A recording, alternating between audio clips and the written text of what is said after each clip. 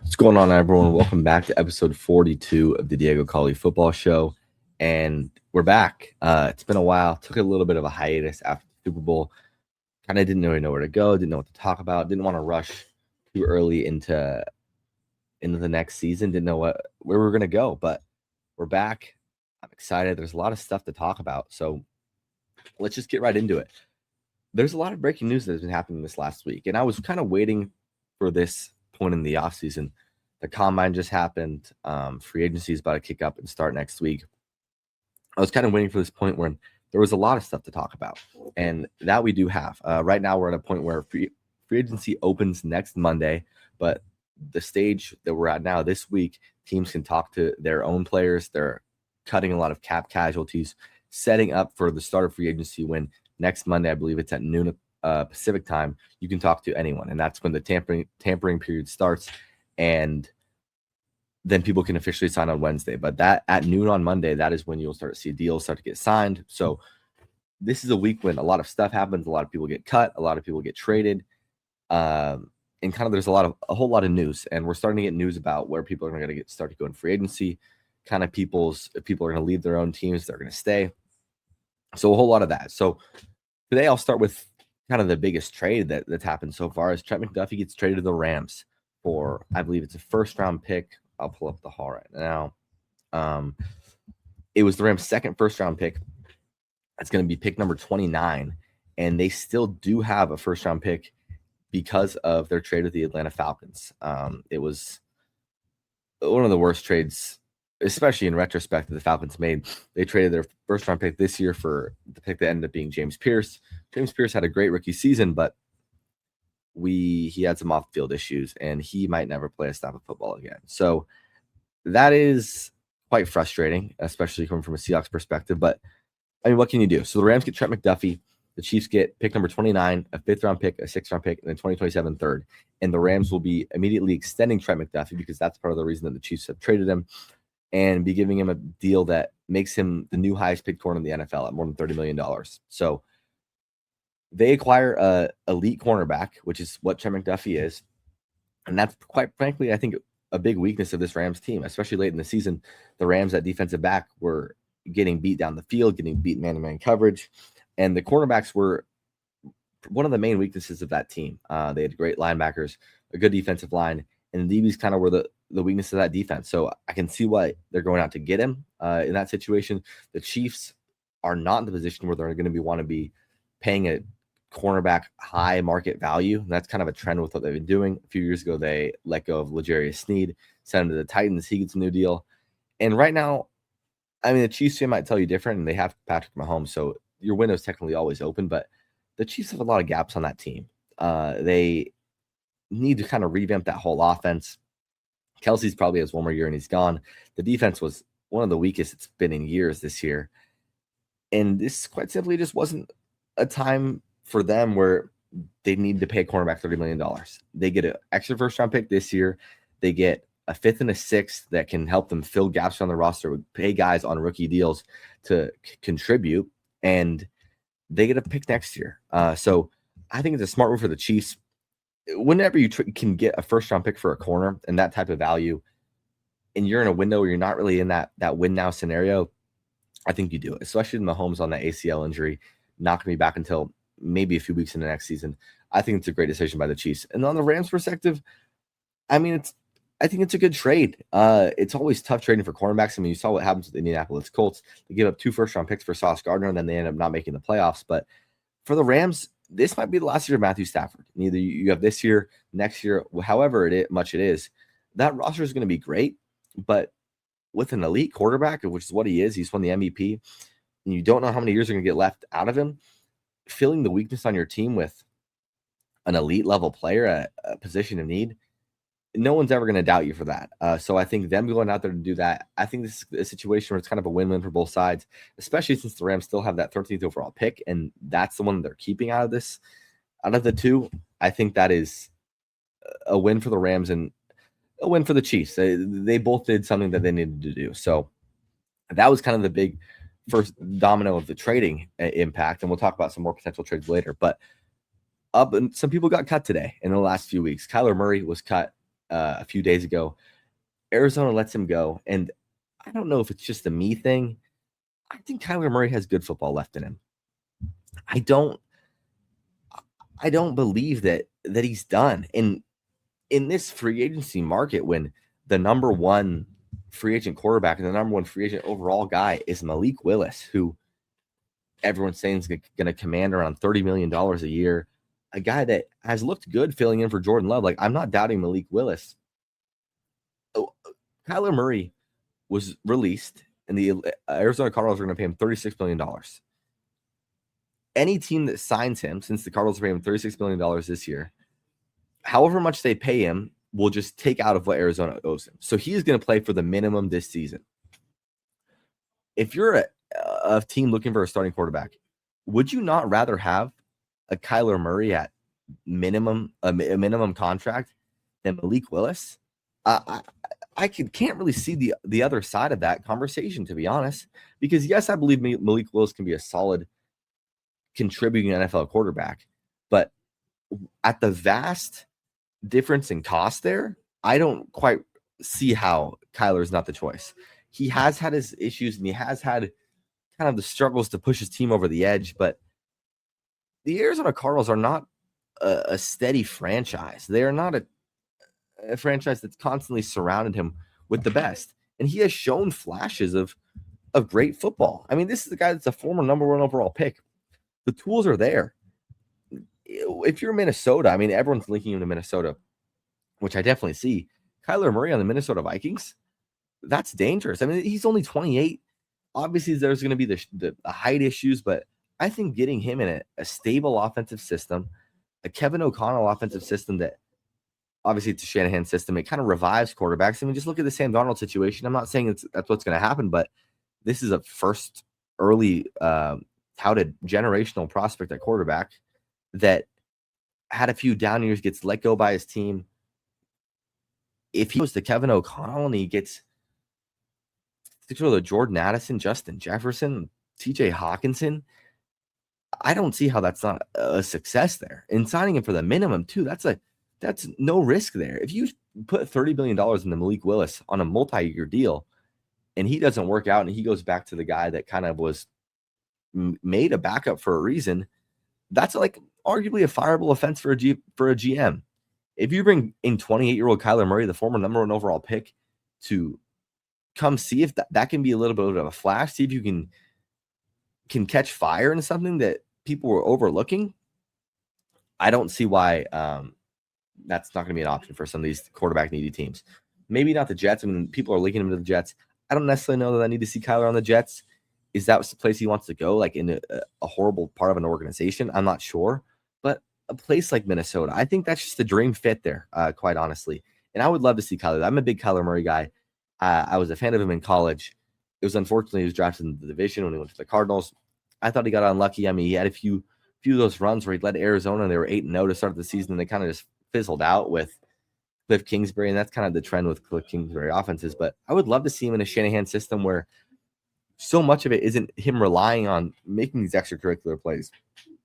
I mean, what we saw from Caleb this year. I mean, the Ben Johnson system isn't the Kyle Shanahan system, but getting him into a situation where he can rely on the run game, he can rely on a good offensive line, he can get himself on the move naturally to the outside with these boots, and he can throw to talented wide receivers. I would love to see Kyler Murray go to the Minnesota Vikings, and I think that's a no-brainer, especially with J.J. McCarthy. I don't like J.J. McCarthy. I don't think he has the talent. I don't think he has the mental right now.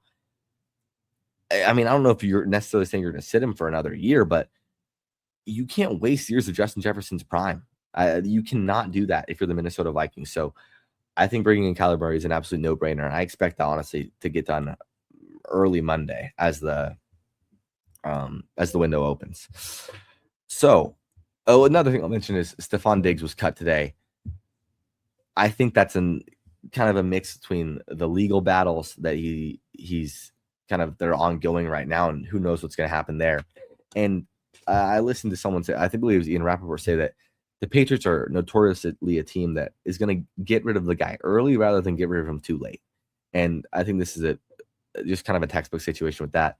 It'll be interesting to see if he plays football next year. Obviously, the talent's there. I'm not doubting that, but who knows what's going to happen with these court battles that he is in right now. And I'm quite frankly, I'm not in the know with them, but you never really want to like assume, you never want to suspect anything either way. So I'm not necessarily surprised that the Patriots got rid of it there, but that does open up a need at receiver for Drake May. And the Patriots are a notoriously aggressive team when it comes to the trade market. You got guys like A.J. Brown that are seeking out to be traded. I wouldn't be surprised to see them inquire there, and any other receiver, quite frankly, around the league. Even if it's a guy that not necessarily is on the block, they're going to shell out those picks. This team just went to a Super Bowl. They're not going to be afraid to shell out some draft capital in the next few years to take advantage of this time when Drake May is still on his rookie deal. So now to the Seahawks side of things. Before I get into the free agents and the potential guys that are going to leave or going to go, the leave or going to stay, we had some breaking news right before I started recording this. Rashid Shaheed is seemingly going to be gone, unfortunately. Adam Schefter reports he's said to not be close to an extension with the Seahawks, and the expectation is now that he will test the free agent market Monday. I think it's hard to say. I kind of expected this. I think a lot of people around Twitter have come to expect this in the last few days. And as the same with some of the other guys that are going to be testing free agency, it's going to be hard to retain these guys. And if you're looking at the Seahawks, their guys that they have leaving for free agency, a lot of people said going into free agency, the Seahawks have so much cap room. And that's such a massive thing. And they have so much cap room. They're going to be able to re-sign all these guys. They're not in cap hell. And no, they're not in cap hell, but they have John Schneider has never been a guy to be irresponsible or kind of move off his game plan. And last year's a perfect example. Last year, they go into the offseason, they win 10 games. They hired Clint Kubiak. Clint Kubiak's talking about how Geno Smith is his quarterback. He's excited to work with DK Metcalf. That was the main selling point on why he took this job. And they trade Geno Smith. I believe it was on March 2nd. So that is 3 days ago in terms of this week and lining up in the league year schedule. And then they trade DK Metcalf 2 years later or 2 days later. John is not going to panic. DK Metcalf was asking for $30 million, top of the market money, and John didn't want to pay him it. And he said that he probably would have paid him probably a number around 25. He haven't disclosed what that necessarily would have been, but he isn't going to panic and say, "Oh, Geno, I'll pay you your $45 million because I don't want to lose you." That's just not how John Schneider operates. So with the market with Rashid Shaheed, it was always going to be tough. The Seahawks have $13 million allocated to Cooper Kupp this upcoming season, and they are going to pay him that money. They passed the deadline to cut him if they weren't going to. They had an opportunity to cut him and get rid of him and save that cap money a few weeks ago, I believe, and decided not to. Cooper Kupp's going to stick around for probably one more season. Rashid Shaheed, his market is tough because obviously the receiving volume wasn't necessarily there, but this is a guy that wins you games on special teams, and other teams around the league, especially with this new kickoff rule, to see his value with that, I think is going to surge him up in the market. And I'm not sure if it's going to be an elite team necessarily that's going to pay him this money, because I wrote a few days ago, I was planning for the show, and I expected him to be around like the 15 million mark. And Rashid had constantly said that he wanted to stay in Seattle. And people had said around Seahawks Twitter that if Shaheed were to stay, he was going to have to take a hometown discount. So it would have probably been around 10 to 12. You can't really pay the guy 15 plus because they're going to extend Devin Witherspoon this offseason. They're going to extend Jackson Smith and Jigba this offseason. And those two guys are going to arguably be the most paid at their position. I think there's a massive argument that says they should, and that they both deserve that. For a receiver room, I don't really know if you can allocate the 30 plus million you're going to have to pay JSN and then 15 plus for Shaheed. And now it's coming out that, I'll pull this up right now, the receiver cap numbers. Look at Jamar Chase right now, $40 million a year. Is JSN going to top that? Who knows? Let's say he gets just under that at around 38. I wouldn't be surprised if he gets 40 plus, but just for the activity, say he gets 38. You then have Cooper Kupp down here at 15. That's already 55 million. And then you allocate 15 plus million to Rashid Shaheed. You can't allocate $60 million to a receiver room. It's just not something you can do with this team right now, especially with the amount of holes they have to fill. So I'll show you that right now as well. So this is the Seattle Seahawks pending free agents on over the cap. So these are the guys that Charles Cross has been signed already. Josh Jones is going to be a free agent. Rashid Shaheed's going to be a free agent. Boye Mafi is going to be a free agent. Kenneth Walker is going to be a free agent. Josh Jobe, Chaz Surratt, Kobe Bryant, and then you got Tariq Woolen, and some of these guys are restricted free agents. So there is certain scenarios where, say, Shaheed's one of the only few guys that you have going to free agency, and you can say, "Oh, I have $70 million in cap space. I have to extend these few guys. I'm going to use a majority of this cap to sign Rashid Shaheed." That's a different type of scenario than the Seahawks are in this offseason. They have many pieces and many spots in this lineup that they're going to need to fill, and they only have 4 draft picks. They have a first-round pick, end of the round. Let me see what other picks they have. They have the first-round pick, obviously pick number 32, and I believe they have a third. They have a second-rounder, a third-rounder, and a sixth-rounder. That's it. And they traded the 4th and the 5th for Shaheed. They're going to get a comp pick next year, so that's not the biggest deal, but they only have 4 picks. They're losing a starting safety. They're losing a starting receiver, a starting edge, a starting running back, 2 starting corners, and I believe that's it based on starting guys. You obviously have depth guys. Those guys are easier to fill. You're also losing a backup tackle in Josh Jones, or those are the guys that are going to free agency.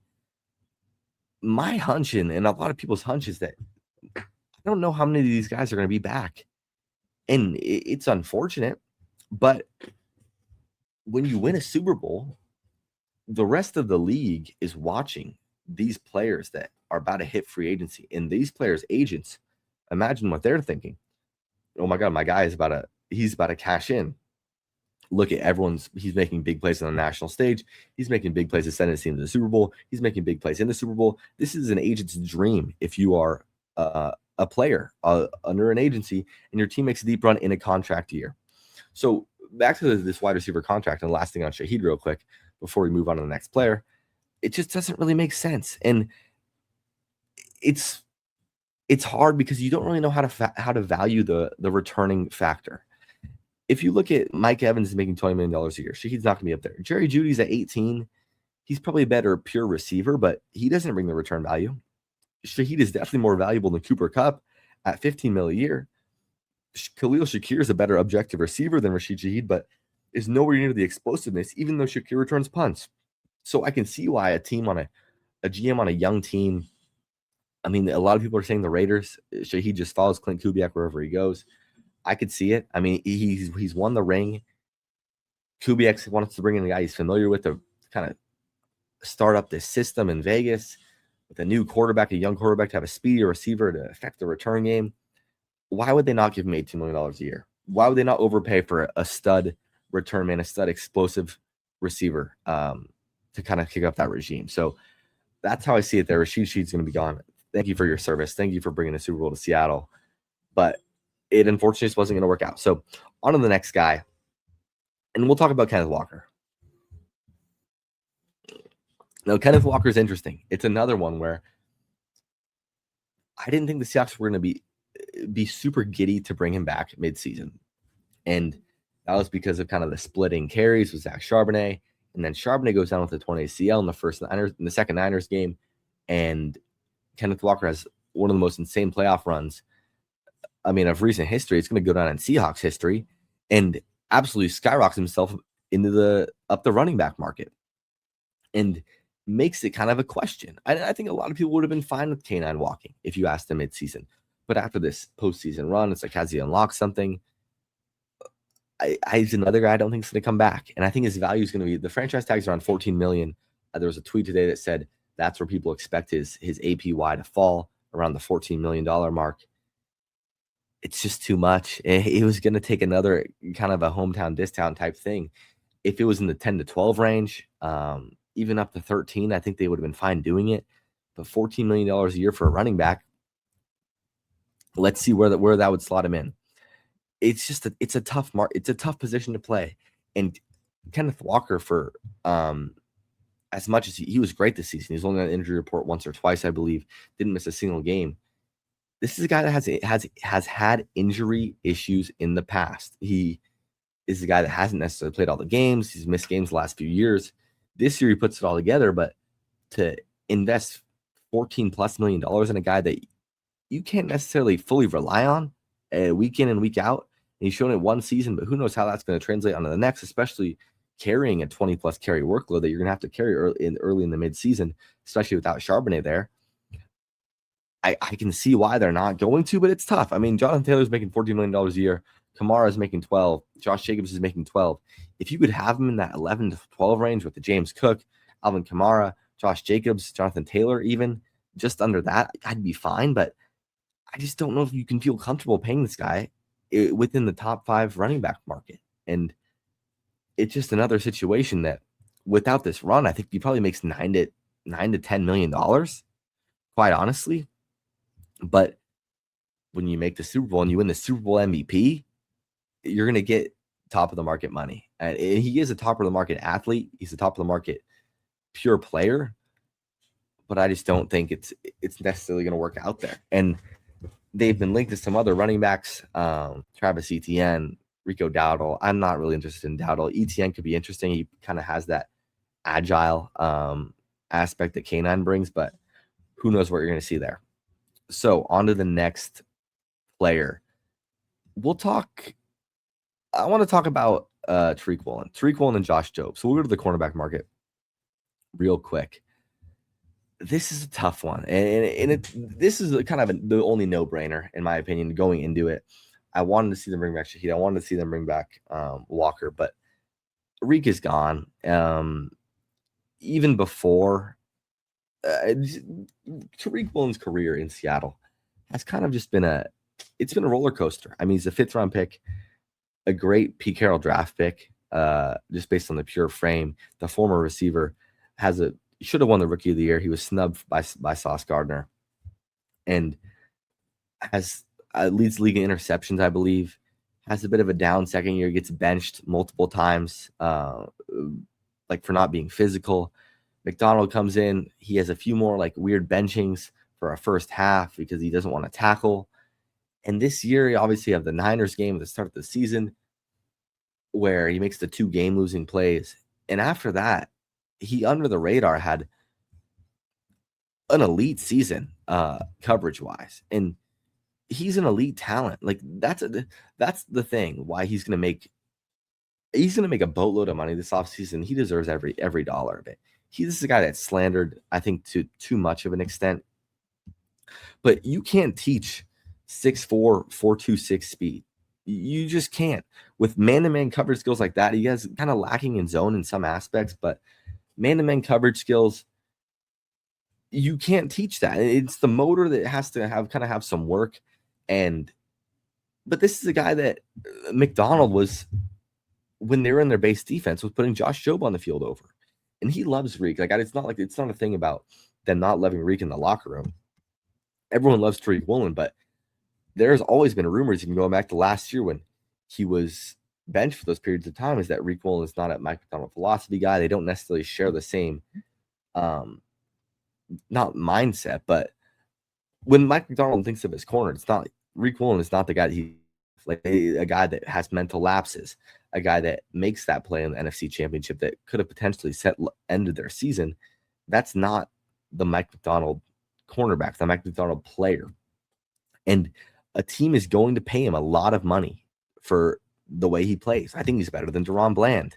I think you can make an argument he's better than A.J. Terrell. He's way better than Marlon Humphrey, who's making $20 million a year.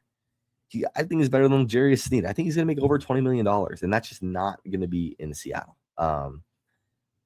So I send Reek on his way happily. The thing about all these guys, you can send them on their way and say they got their ring and they got it. And they're moving on and getting paid. Like that's all. That is what you want as a player. You win your ring young, and you can kind of go play for a bad team and make some money. So I think he's going to make over $20 million, definitely over 15, and he's going to get top of the market corner value, which I think he deserves for his skill set. Now, Josh Jobe is an interesting one. Josh Jobe is someone I think they need to re-sign. Josh Jobe is the epitome of a Mike Macdonald player. He is a guy that was undrafted out of Alabama. They picked him up midseason last year, has a few interceptions, and he works his way. He was a starting corner on this team this entire season.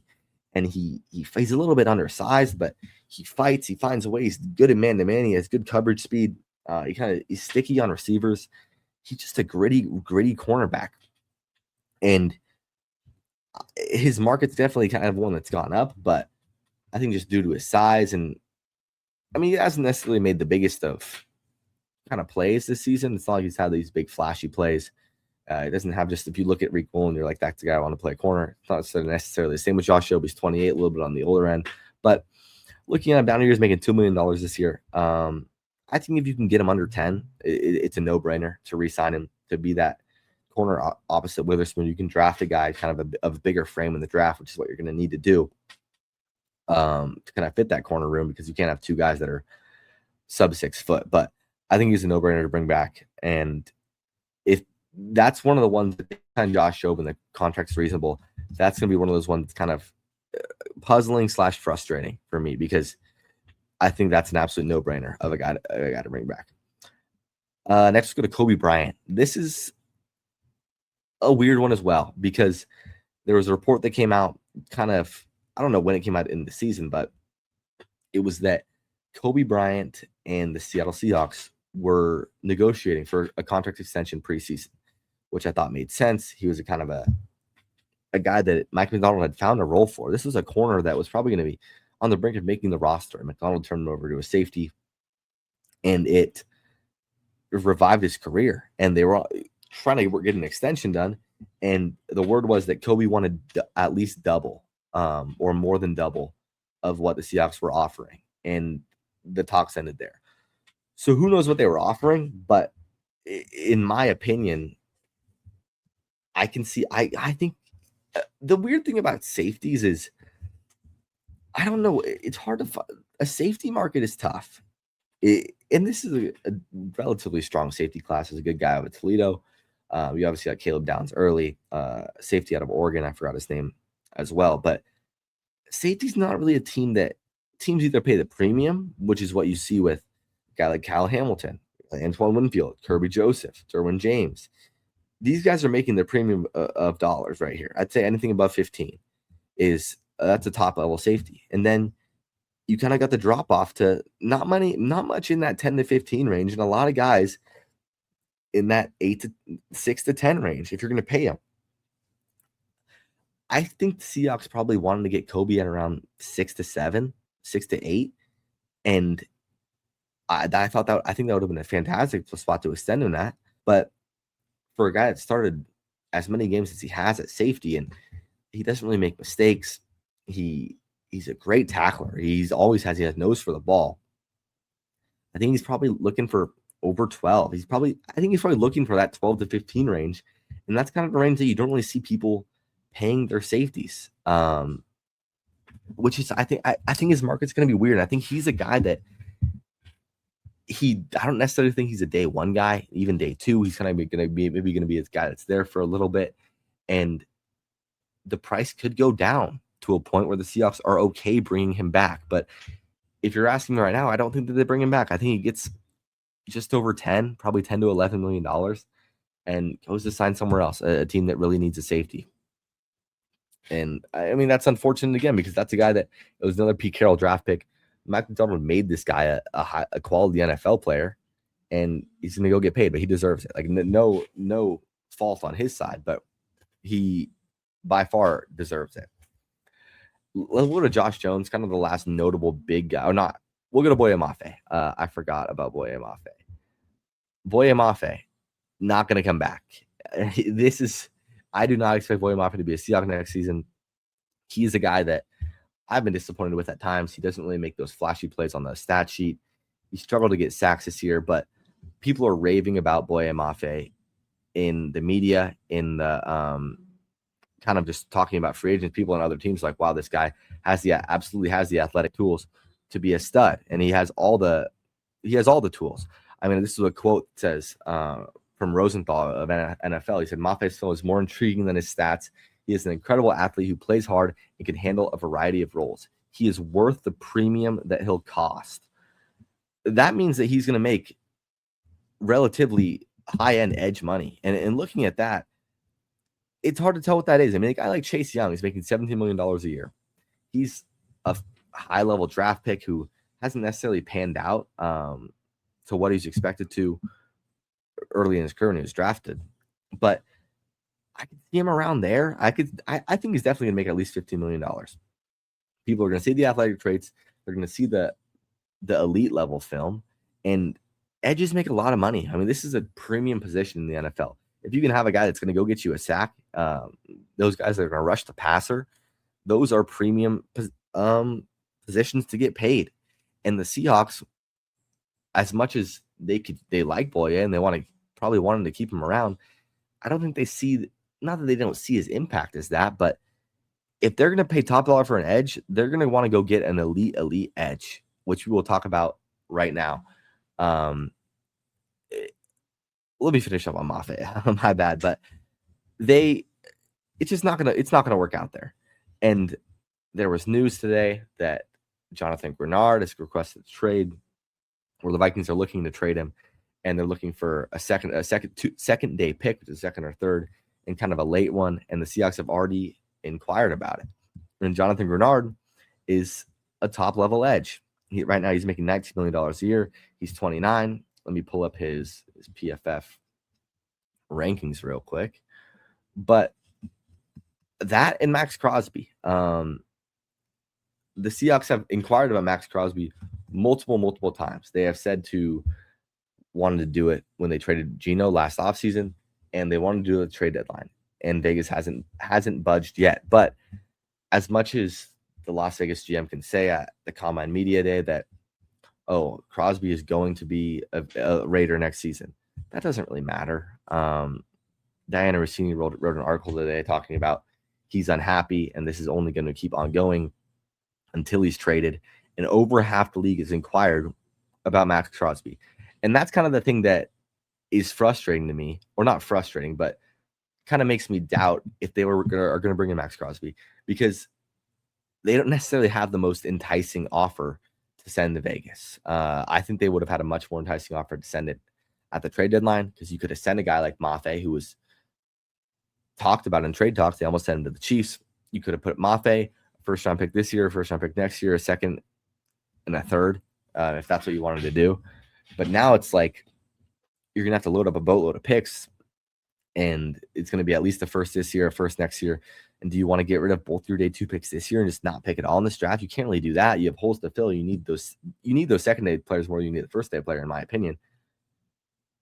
I don't really know if there's a player that you can toss into Vegas that really juices up that offer. So as much as I would love to see them make the trade for Max Crosby, I just don't necessarily see why Vegas would choose the Seahawks offer over more enticing offers and more draft capital that they would have around the league, to be honest. But with a guy like Grenard, you can give him a day 2 pick, give him a late day 3. I think that is an acceptable offer. Another guy that was talked about is Khalil Mack, and that's if DeMarcus Lawrence is going to retire. I don't think D-Law is going to retire. I think we kind of would have heard something by then. I think he's going to give it one more year.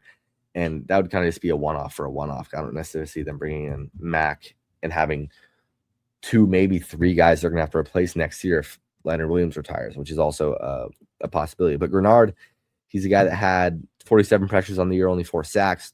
That was this year. But, I mean, 47 pressures, that's also in only 15 games. So 4 sacks this year, 11 sacks last year, 14 sacks the year before. This is a guy I would love to bring in, a guy that you can really trust to go get a sack off the edge. It's got what the Seahawks don't really have right now. They want Derek Hall to evolve into that spot, but they're going to need an elite level edge, because the around the league is only getting better. The Rams just filled their kind of position of need. The Seahawks have a position of need at the edge spot. As good as their defensive line is, they have a big position to need the edge spot they need to go fill. So whether it's Crosby, whether it's Grenard, the Seahawks need to attack that position. And I gotta say, I trust John Schneider. John Schneider has earned the right to have everyone trust him and calm down and not freak out at him for not re-signing all these guys. Like, stuff's gonna you can't re-sign everyone. If you re-sign 3 of these guys, you're handcuffed and you have no real flexibility. And John Schneider's a guy that he's always managed the team like this. He loves to have flexibility and be able to do a quick auto, a quick maneuver, and work these young draft picks into the team early instead of expending. Say you sign Kobe Bryant, his play deteriorates. Say you re-sign Tariq Woolen and kind of he gets his money and the mental lapses start to go up. Say you sign Kenneth Walker and the injury, his injury bug comes back to bite him. These are all things that kind of can kill you if you're allotting $20 million plus to guys that aren't impacting your team. With a guy like Ty Okada, he showed he can start last season. He had a rough stretch, like a rough game or two at the beginning of his tenure, but he is a quality starting level safety, and I expect him to attack DB in the draft, to attack edge in the draft. I am trusting John Schneider in the complete fullest going into this free agency. A few more guys we'll talk about before we wrap it up. Josh Jones, he made $4 million this year. I think he's a guy, I think his value is only going to go up. He kind of showed he can hang in big games. I mean, he started the biggest game of the season in the regular season for the Seahawks, as in that Rams game, the Thursday night game, started the game after, the 2 games after, I believe, against the Panthers and the Niners, and showed he can gut out, showed he can hang, former 3rd-round pick. Made $4 million this year as a kind of a swing tackle, which is a valuable position, and I expect him to make probably around 8 to 10. I think he's going to get paid, and I think if they can bring him back around 8, I'd be fine with it, but I don't think it's going to happen again.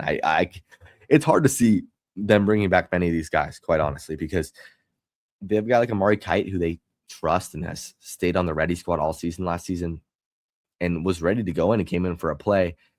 I think they're fine with that, kind of a young developmental guy. They have a lot of young linemen that they stashed in the last draft. I think they're fine on the backup line front.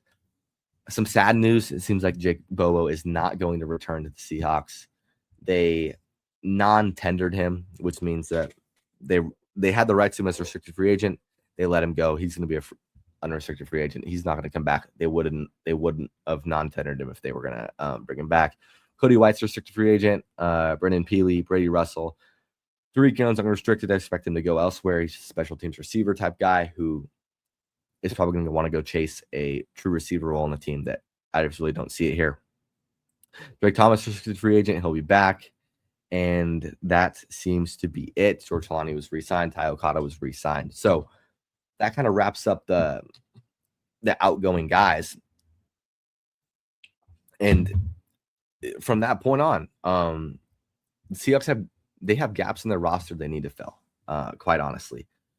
A few spots that I have to say I don't expect them to be too aggressive to start free agency. I expect them to be aggressive in the trade market, but just let's look at the upcoming free agent rankings, because I don't think that they necessarily are a landing spot for a lot of these high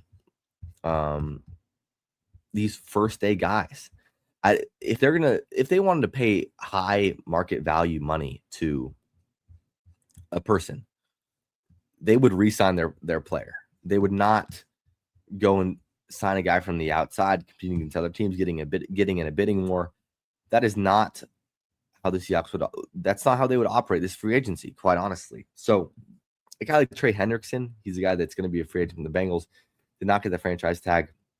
I don't necessarily think that's a fit for the Seahawks. That's another older edge, a guy that doesn't defend the run very well, which is kind of something you need to do if you're going to play in the Mike McDonald defense. I don't really expect that to happen. I don't see that as a fit. Just scrolling down on ESPN's top 100 free agents, Trey Hendrickson edge, I don't think so. Tyler Linderbaum, nope. Jalen Phillips, I don't think they're going to pay him high market value.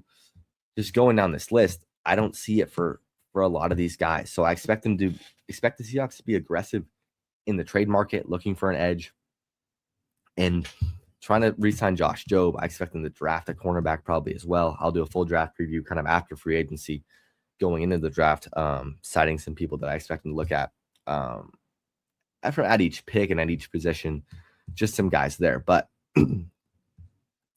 I don't expect this to be necessarily fireworks. And if there's a big trade, I'll do an emergency podcast, get on here and talk about it. But I'm not really looking. That's not what they need to do right now. It's not. I don't think it's their priority, and I don't think it should be their priority right now at all. I expect them to sign a few guys on day 2 or 3, let the market set itself at the start, and kind of get those under the radar guys that can fill these big roles, those young guys that maybe their potential wasn't fully unlocked at their last stop. So I'm going to wrap that up there. This was my kind of around the league free agency, going into free agency preview for the Seattle Seahawks. And I'll have some shows coming at you next week. Took a bit of a hiatus, going to be more active, going to be coming back, and might be doing some Mariners shows. So be on the lookout for that. Thank you guys for listening. If you enjoyed, give it a comment, give it a like on YouTube, share it with your friends. And I will see you guys next week for free agency.